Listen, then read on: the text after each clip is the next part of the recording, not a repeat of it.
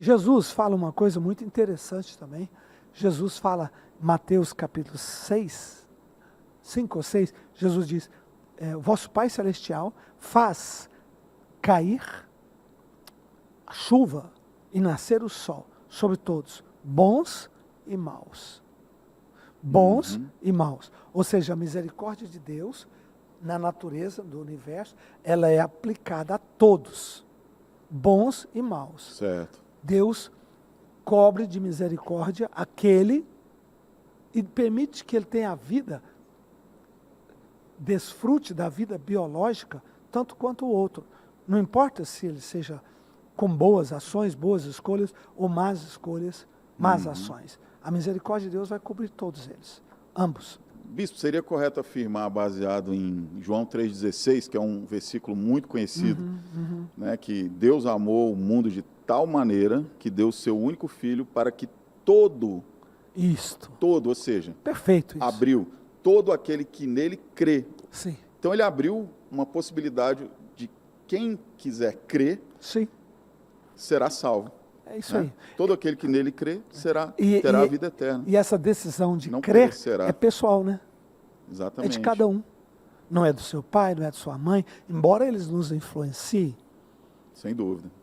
Muita gente, já um outro assunto, muita gente me pergunta, está vendo? O texto de Ezequiel 18 quebra o conceito, a base da quebra de maldição familiar. Não, não mesmo. Por quê? Porque o filho e o pai, cada um escolheu o seu caminho.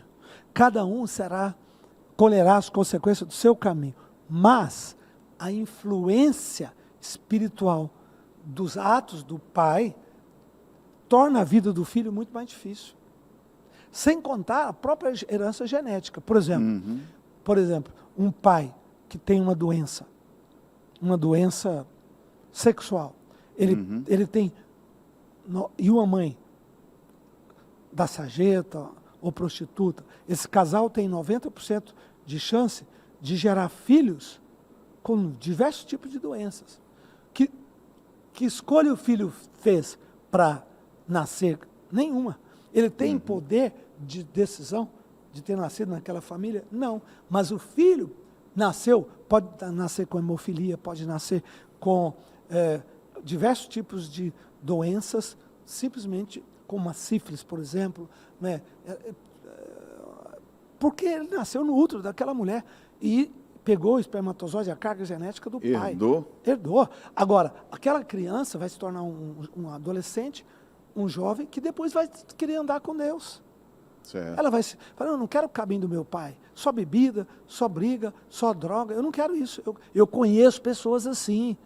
Isso eu estou te falando de exemplos práticos. Mas aí aquela criança levou no corpo a herança genética. E aí, bispo? Ela pode lutar e quebrar isso. Pela própria medicina, pela própria saúde. Quer dizer, mas ela levou isto. Ela carregou isso. Mas não foi justo, né, bispo? Mas o mundo não obedece justiça. Deus não é o patrono do mundo. O patrono do mundo é Adão. Deus deu este mundo ao homem, Adão, homem, para o seu livre-arbítrio. Então, os filhos que nascem são consequências dos desvios e dos desmandos e das irresponsabilidades dos pais. Deus não quebra a lei da natureza. Aquele homem, vamos dizer, transou com aquela mulher, um espermatozoide encontrou o óvulo no período fértil e elas concebeu e nasceu uma criança. Então, Deus respeita a lei da natureza. Agora, cobrar Deus, querer que Deus meta a mão na mesa e force os homens a serem justos, aí está pedindo para Deus quebrar o arbítrio das pessoas. E é tudo que o ser humano odeia, né? Eu não sou fantástico, eu quero a minha liberdade. Pois tu tem liberdade para fumar tantas maconhas que quiser, cheirar todas as cocaínas que quiser, para fazer tudo que você quiser. Tu tem toda a liberdade. Fazer o que você quiser, Deus dá. Inclusive, as consequências disso são leis naturais. Aí, você tem o direito da escolha da sua ação, mas você não tem o direito de escolher as consequências são naturais. pula do prédio, você vai cair lá embaixo. E se for muito alto, vai borrachar, porque é uma lei, né, da gravidade. E assim é a vida. Então, o ser humano quer que Deus exerça o poder dele para só ajudá-lo e livrá-lo, mas ele quer aprontar tudo, em desobediência, em rebelião, mas ele quer que Deus guarde ele nas consequências. E alguns podem até se respaldar nessa questão da predestinação. Se eu já estou, se o meu destino já está traçado, tanto faz, eu posso pecar, eu posso eu vou voltar. aprontar. Se eu estou salvo, eu estou salvo. Se eu estou condenado, eu estou condenado. Na última hora eu vou me converter. Então... Você sabe que eu conheci um senhor assim? Crente, muito crente, mas ele se desviou. E ele foi contaminado por essa teoria, por essa teologia da predestinação. E ele falou para mim isso. Não, Robson, na época eu só era pastor. Eu vou converter, eu vou voltar, fica tranquilo.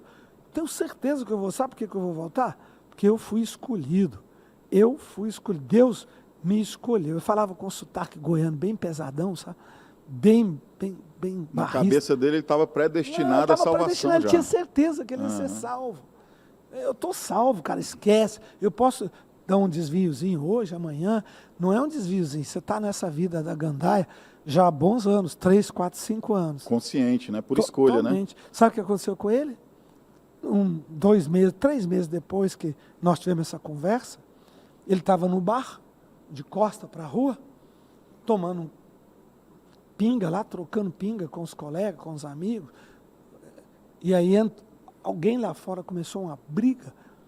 E aí uma das pessoas que estava brigando, meia bêbada, era um policial. O policial saca a arma e vai atirar no rapaz que estava brigando com ele. O rapaz muda de posição e fica na frente do bar.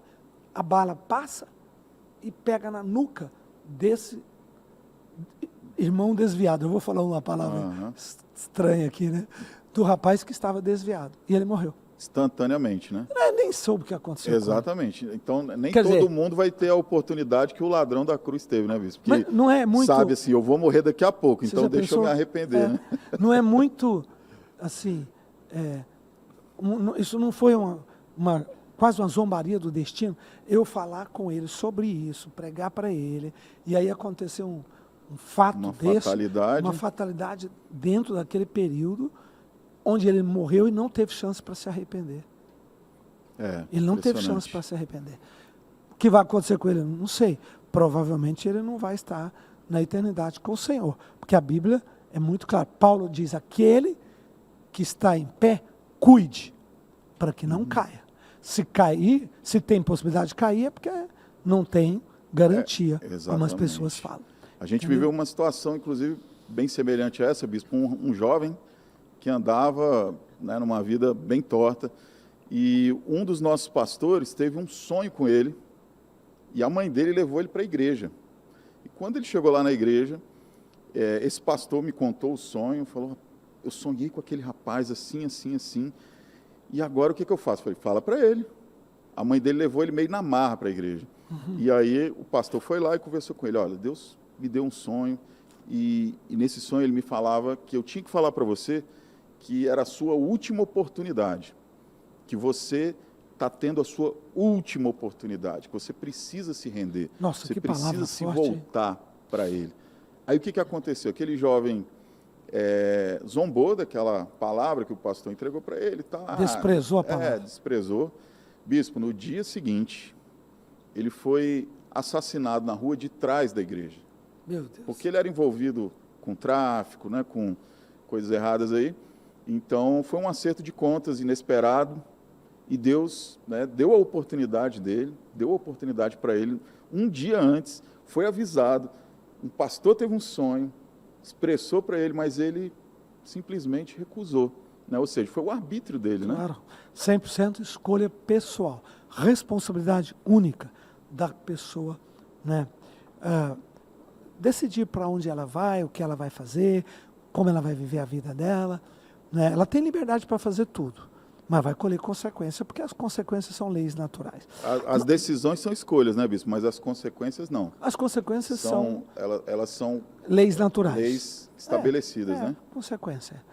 Se As você... pessoas querem escolher, às vezes, as Isso. consequências, né? Isso. Olha, eu quero fazer o que quiser, Mas não quero a mas eu quero consequência. escolher a consequência. Eu não quero ser Isso. atingido, eu não quero Isso, é. sofrer as consequências da minha escolha, né? Isso, exatamente.